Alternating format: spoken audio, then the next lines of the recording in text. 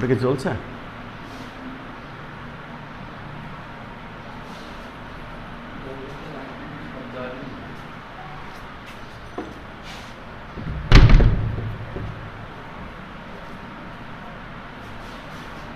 Dear students, how are you? I am fine today. আজকে আমরা একটা ফাটাফাটি ক্লাস করব। আজকে আমরা খুব সংক্ষিপ্ত আকারে ক্লাস নিব, যেহেতু তোমাদের অনলাইন ক্লাস। আজকে আমরা তোমাদের পঞ্চম শ্রেণীর ইংরেজির একটা গুরুত্বপূর্ণ টপিক আমি বোর্ডে করায় দেব তোমাদের। আজকের টপিক হচ্ছে আমাদের, তোমরা ইতিমধ্যে দেখতেই পাচ্ছ, WS কোশ্চেন। আমি তোমাদের সুবিধার জন্য, সময় বাঁচানোর জন্য আমি WS ওয়ার্ডগুলো বোর্ডে লিখে নিয়েছি। এখন আমরা শিখব জাস্ট কিভাবে এই WS ওয়ার্ডটা করতে হয়। আমি এখানে 9টি WS ওয়ার্ড লিখে নিয়েছি আগে। তোমরা জানো WS ওয়ার্ড মোট 9টি। এখানে লিখেছি হু, হু মানে কে, হুম কাকে, হুজ মানে কার, হট মানে কি, হোয়েন মানে কখন, আর হোয়ার মানে কোথায়, হোয়াই মানে কেন, হুইচ মানে কোনটি, আর হাউ মানে কিভাবে বা কেমন করে। এটা বিভিন্ন অর্থে ব্যবহার করা হতে পারে। তো আজকে এগুলোর উপরে আমরা একটু শিখব, কিছু নিয়ম শিখব, কিছু স্ট্রাকচার শিখব যে কিভাবে প্রশ্ন তৈরি করতে হয়। তোমাদের পরীক্ষায় 10 মার্কের এটা এসে থাকে। আমরা এটা আজকে দেখব যে কিভাবে এটা প্রশ্ন করতে। আমরা একটা সিরিয়ালি করব, এখানে আমি লিখেছি এই কারণে। আমরা প্রথমে এই হুর নিয়মটা করব। আচ্ছা, আমি এখানে প্রথমে একটা সেন্টেন্স লিখছি, দেখো। আমি লিখলাম মারিয়া, মারিয়া গেটস আপ আর্লি। এবার দেখো এখানে আমি মারিয়ার নিচে দাগ দিয়েছি। যে ওয়ার্ডগুলো নিচে দাগ দেওয়া থাকবে ওই ওয়ার্ডগুলোকে, এই যে WS ওয়ার্ডগুলো থাকবে এগুলো দিয়ে একে প্রশ্ন করতে হবে। প্রশ্ন করলে আমাদের যদি উত্তরটা এই ওয়ার্ডটার সাথে মিলে যায় তাহলে ওই WS ওয়ার্ডটা কারেক্ট হবে। এখন আমরা দেখি যে এখানে কিভাবে করব আমরা। এখানে একজন ব্যক্তি আছে শুরুতে, ব্যক্তি হচ্ছে মারিয়া। এই মারিয়ার নিচে দাগ দেওয়া আছে। এখন মারিয়া হচ্ছে একজন ব্যক্তি। যদি কোনো ব্যক্তি থাকে, ব্যক্তি, তাহলে আমরা কি দিয়ে প্রশ্ন করব? হু দিয়ে প্রশ্ন করব। আচ্ছা, এখানে হুর স্ট্রাকচারটা দেখো, গঠনটা দেখে নাও। গঠন, হুর গঠনটা আমরা লিখছি হু। প্রথমে এই হুর জায়গা মানে এটা সাবজেক্ট, এই সাবজেক্টের জায়গা আমরা who plus verb plus extension সংক্ষেপে লিখলাম আমি। যে জায়গায় কোনো ব্যক্তির নাম থাকবে সেখানে সরাসরি হু বসিয়ে প্রশ্ন করে দেব। এখন এখানে উত্তরটা আমি লিখি। এখানে মারিয়া আছে, তাহলে এখানে লিখব হু। হু হলো, দেখো গঠন প্রণালীতে লিখেছি হু। তাহলে এই স্ট্রাকচার অনুযায়ী যদি আমি লিখি তাহলে এখানে হু লিখলাম, হু প্লাস বাকি অংশ। তার মানে এরপরে আছে ভার্ব। ভার্ব বলতে এখানে আছে দেখো gets, who gets up, extension. এখানে বাকি অংশ কি আছে? হু গেটস আপ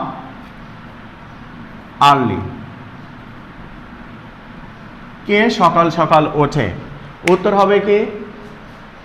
মারিয়া, মারিয়া সকাল সকাল ওঠে।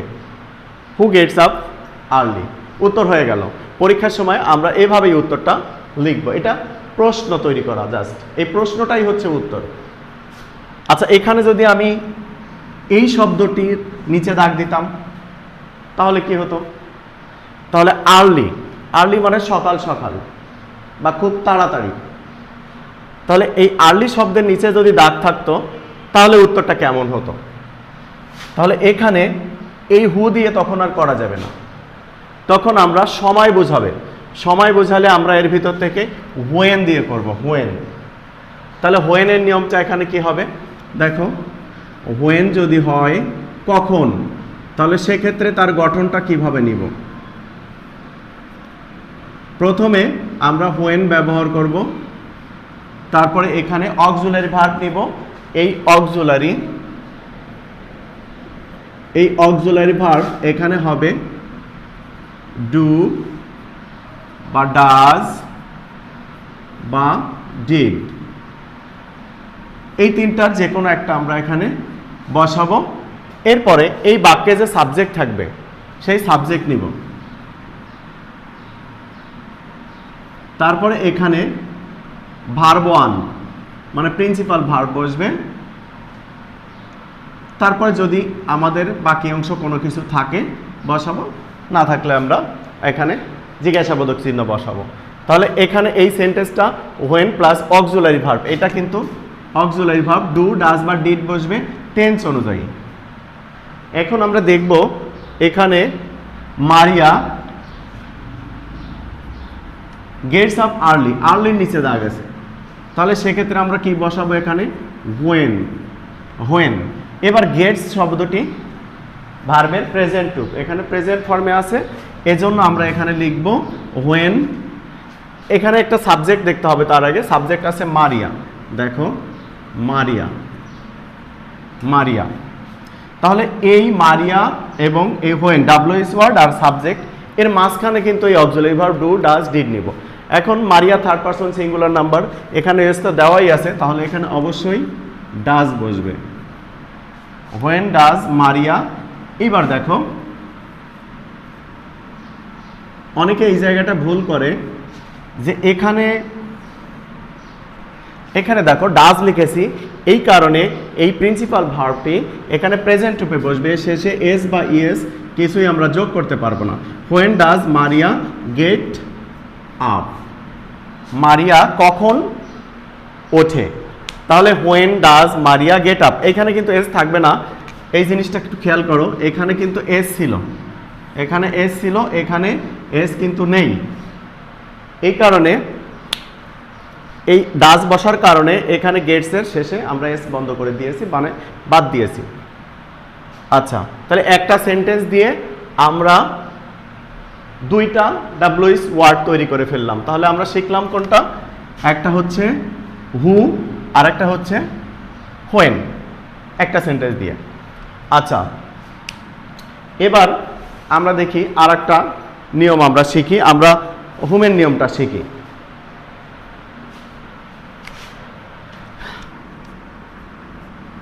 I want রাফি, আমি রাফির নিচে দাগ দিলাম, রাফির নিচে দাগ দিলাম, আই ওয়ান্ট রাফি। তাহলে রাফির নিচে যদি আমরা দাগ দিয়ে থাকি তাহলে আমরা কিভাবে করব, কাকে চাই, তাহলে রাফিকে, তাহলে আমরা তখন করব হুম। তাহলে হুমের নিয়মটাও একইভাবে এই নিয়ম অনুসারেই করতে হবে, এইটার স্ট্রাকচার আমরা যা লিখেছি ঠিক একইভাবে এখানেও আমরা শুরুতে হুম লিখব, তারপরে ডু বা ডাজ বা ডিড লিখব, তারপরে এখানে একইভাবে subject plus verb one plus note of interrogation, এটা হচ্ছে হুমের গঠন, একই গঠন, ডাব্লিউএস ওয়ার্ড দিয়ে সবগুলো একই গঠন। তো এই ক্ষেত্রে আমরা লিখব কি, আবার দেখো এখানে পার্সনের ক্ষেত্রে কিন্তু একটা পরিবর্তন আছে, যদি ফার্স্ট পার্সন থাকে তাহলে সেটা চেঞ্জ হয়ে সেকেন্ড পার্সনে পরিণত হয়, ইউ হয়ে যায় তখন। এখানে আমরা উত্তর লিখব হুম। ভার্ব আছে ওয়ান্ট, ওয়ান্ট হচ্ছে ভার্বের প্রেজেন্ট রূপ, আই হচ্ছে ফার্স্ট পার্সন, তাহলে hmm do you want, hmm do you want, তুমি কাকে চাও, তাহলে দেখো তুমি কাকে চাও, রাফি, এই উত্তরটা কি আসে, যদি উত্তরটা মিলে যায় তাহলে বুঝবা যে তোমার এই কোশ্চেন করাটা ঠিক আছে, আর যদি না মিলে তাহলে বুঝতে হবে যে হয়নি। তাহলে আমরা আজকে দুইটা নিয়ম করে ফেললাম, এই দুইটার মধ্যে কিন্তু তিনটা নিয়ম করে ফেলেছি। তাহলে হু করলাম, হুম করলাম, আরেকটা হচ্ছে হোয়েন করলাম, তাহলে তিনটা হয়ে গেল। এখন আমরা দেখছি হুজের নিয়মটা কিভাবে করতে হয়। আমি এই নিচেরগুলো একটু মুছে ফেললাম, তোমাদের যাদের কাছে খাতা কলম আছে তোমরা তুলে নিতে পারো, অবশ্য তোমরা ভিডিওটা পেয়ে যাবে, সেভ করা থাকবে।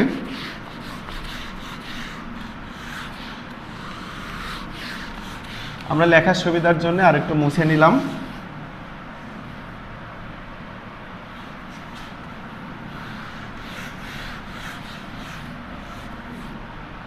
আচ্ছা, এরপরে আমরা হুজ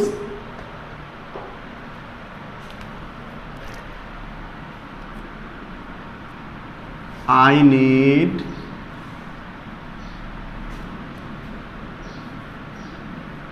his car, আমি his কারের নিচে দাগ দিয়ে দিয়েছি I need his car। তাহলে এখানে দেখো his car, তার গাড়িটি আমার প্রয়োজন। তাহলে কার গাড়িটি প্রয়োজন, কার বোঝাতে আমরা কি দিয়ে প্রশ্ন করব, কার বোঝাতে আমরা প্রশ্ন করব হুজ দিয়ে, হুজ। এখন আমরা যখন হুজ বসাবো, হুজ, এই হুজ দিয়ে যখন আমরা, এর গঠনটা একটু ভালো করে খেয়াল করো, এই হুজ দিয়ে যখন প্রশ্ন করব তখন হুজের সাথে এই নাউনটা বসবে। যেমন হিজ, হিজ হচ্ছে পজিটিভ, এরপর একটা নাউন আছে। পজিটিভ কখনো একা একা বাক্য তৈরি করতে পারে না, সাবজেক্ট বা অবজেক্ট হতে পারে না, তো এই কারণে এর সাথে একটা নাউন যোগ হয়। এই হুজ একই অবস্থায় আছে, হুজ আমরা সেভাবে বসাবো, হুজ প্লাস নাউন। এখন এরপরে অক্সিলারি ভার্ব নিব। এই অক্সিলারি মানে এখানে আমরা ডু বা ডাজ, একইভাবে টেন্স অনুযায়ী ডিড, এই তিনটা যে কোনো একটা বসাবো, তারপরে সাবজেক্ট নিব, তারপরে ভার্বের প্রেজেন্ট টু, এরপর জিজ্ঞাসাবাদক চিহ্ন।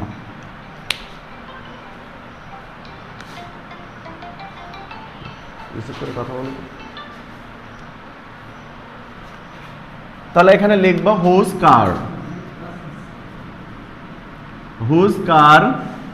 এবার দেখো আই আছে, আই ফার্স্ট পারসন, তার এটা পরিবর্তন হয়ে কি হবে, ইউ হবে। হুজ কার ইউ, ইউ পরিবর্তন হয়ে গেল, ফার্স্ট পারসন পরিবর্তন হয়ে গেল। তাহলে এখানে নিড আছে, প্রেজেন্ট টেন্স, তাহলে ডু বসবে। তাহলে whose car do you, principal verb কি আছে এখানে, need. Whose car do you need. এখানে দেখো এই ডু আর নিড, এই ডুটা হচ্ছে অক্সিলারি ভার্ব আর এইটা হচ্ছে মেইন ভার্ব, মানে প্রিন্সিপাল ভার্ব যেটা। তাহলে এখানে আমাদের হুজের নিয়মটা কিন্তু অনেক সহজে আমরা শিখে গেলাম যে কিভাবে ডাব্লিউএস ওয়ার্ড বা ডাব্লিউএস কোশ্চেনটা কিভাবে তৈরি করতে হয়। এখন আমরা বুঝতে পারলাম হুজ ব্যবহার করলে এরপরে নাউনটি বসাবো, তারপরে অক্সিলারি ভার্ব নিব, তারপরে সাবজেক্ট নিব। সাবজেক্ট নিতে গেলে এখানে যদি ফার্স্ট পারসন থাকে তাহলে আমরা এই পরিবর্তন করে সেকেন্ড পারসনটা পরে নিব, এরপরে সাবজেক্টের পরে মূল ভার্ব নিব। এই সেন্টেন্সে যে ভার্ব থাকবে সেই ভার্বটিকে আমরা এখানে নিব প্রেজেন্ট রূপে। ওকে, আশা করি বুঝতে পেরেছো। তাহলে আমরা আজকে কয়টা নিয়ম করলাম, 1 2 3 4,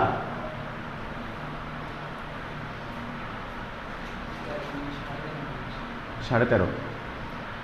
আচ্ছা, আমরা আরেকটা নিয়ম করে ফেলি।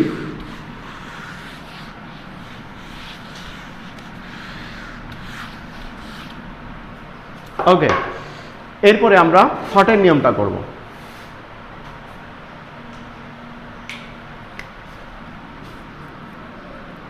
His name is, আচ্ছা আমরা লিখলাম এখানে একটা নাম লিখলাম, হিজ নেম ইজ শিমুল। আচ্ছা, এখানে থার্ড পারসন আছে, দেখো পজিটিভ ফর্ম। তাহলে আমাদের এটা কোন নিয়মে করতে হবে, আমরা এখানে করব হট। তার নাম কি, হটের ব্যবহার করব। হটের অনেকগুলো স্ট্রাকচার আছে, তার মধ্যে এইটা একটা, hot plus verb plus extension. তাহলে লিখব কি, হট ইজ হিজ নেম। এখানে গঠনটা হচ্ছে hot plus verb plus extension, এটা হচ্ছে গঠন। আমি সময় স্বল্পতার জন্য সব স্ট্রাকচার লেখাও সম্ভব হয় না, হটের অনেকগুলো স্ট্রাকচার আছে। তাহলে এখানে দেখো হিজ নেম ইজ শিমুল, আমি ধরলাম তার নাম শিমুল, তাহলে হট ইজ হিজ নেম, তার নাম কি। আশা করি এটা হটের নিয়মটা তোমরা বুঝতে পেরেছো। আচ্ছা, আর একটা হটের নিয়ম আমি তোমাদের করে দিই।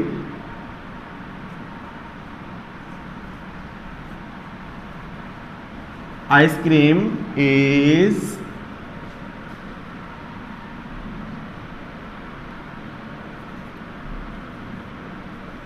My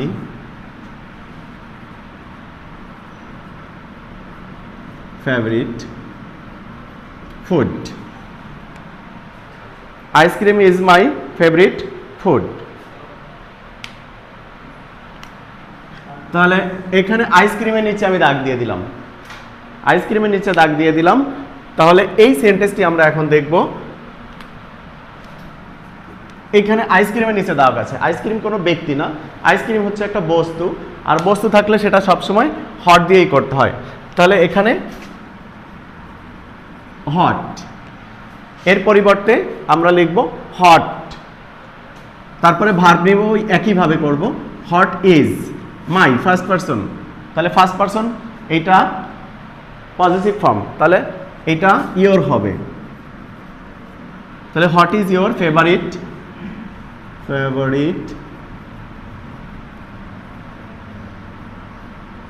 food. তাহলে আমরা হটের নিয়মটা পেয়ে গেলাম। হটের আরও অনেক নিয়ম আছে। বস্তু থাকলে সাধারণত হট বসে, আর যদি ব্যক্তি থাকে তাহলে আমরা হু দিয়ে করব। ওকে, বেশিক্ষণ আর একটা নিয়ম করে আমরা শেষ করব। আর একটা নিয়ম, এই আরেকটা নিয়ম আমাদের, তাহলে আমরা হট হয়ে গেল হোয়ার। যেমন হি গোজ। আচ্ছা, একটু টেন্স চেঞ্জ করে দিই তোমাদের, আমি একটু পাস্ট টেন্স লিখি। He went to college. তোমরা কলেজ বানানটা একটু দেখে নিও। কলেজ বানান অনেকে ভুল লেখে, কলেজ বানানে ই হয়, COLLEGE, অনেকে AGE লেখে। তাহলে he went to college at 8 AM। আচ্ছা, 8 AM এর নিচে আমি দাগ দিয়ে দিলাম, তাহলে একটা সময় বুঝালো। আচ্ছা, সময় নিয়ম তো আমরা আগে একটা করেছি, তাহলে এটা লাগছে না। ওয়েনের নিয়ম আমরা করেছি না, কখন গিয়েছিল। আচ্ছা, তাহলে আমরা কলেজের নিচে দাগ দিয়ে দিলাম, কলেজের নিচে। তাহলে কলেজের নিচে দাগ দিলে হোয়ার বোঝাচ্ছে কোথায় গিয়েছিল, কোথায়, কোথায় মানে হোয়ার। তাহলে এই সেন্টেন্সটি দেখো কোন টেন্সে লেখা আছে, এখানে আছে পাস্ট টেন্স। তাহলে আমি লিখব হোয়ার ডিড, সাবজেক্ট আছে হি, হোয়ার ডিড হি ওয়েন্ট, তাহলে এটা প্রেজেন্ট ফর্মে চলে আসবে। এখানে খেয়াল করো, এখানে ডিড লিখেছি, তাহলে ভার্বটা প্রেজেন্ট ফর্মে হবে। Where did he go at 8 AM। 8টার সময় সে কোথায় গিয়েছিল, তাহলে দেখো where did he go at 8 AM। তাহলে 8টার সময় কোথায় গিয়েছিল, সে কলেজে গিয়েছিল। তাহলে আমরা আজকে শিখলাম প্রথম 6টা নিয়ম শিখলাম, আমাদের বাকি আছে 3টা। এই 3টা আমরা নেক্সট ক্লাসে করব। আজকের ক্লাস আমাকে এখানে শেষ করতে হচ্ছে। আমরা আজকে ইম্পর্টেন্ট 6টা WH কোশ্চেন আমরা শিখে নিলাম যে কিভাবে এই WH ওয়ার্ডগুলো তৈরি করতে হয়। আচ্ছা, তোমরা বাসায় একটু হোমওয়ার্ক করবে, আমি সেটা তোমাদের গ্রুপে পোস্ট করে দিব। তোমাদের হোয়াটসঅ্যাপে যেখানে তোমরা অ্যাড আসো, আমি সেখানে তোমাদের কিছু WH কোশ্চেন দিয়ে দিব, তোমরা সেগুলো প্র্যাকটিস করবে। সেটা প্র্যাকটিস করে আমাকে আবার পাঠাবে। গ্রুপে পাঠানোর যদি প্রয়োজন না মনে করো, আমাকে পার্সোনালি তোমরা নাম্বারেও পাঠাতে পারো, হোয়াটসঅ্যাপ নাম্বারে, বা যে কোনোভাবে তোমরা পাঠাতে পারো। এটা তোমরা বাসায় প্র্যাকটিস করবে, সেই প্র্যাকটিসের আইটেমগুলো আমি তোমাদেরকে দিয়ে দেবো। তো আজকের মতো আমার ক্লাস এখানেই শেষ করছি। তোমরা সবাই ভালো থাকো, সুস্থ থাকো, আল্লাহ হাফেজ।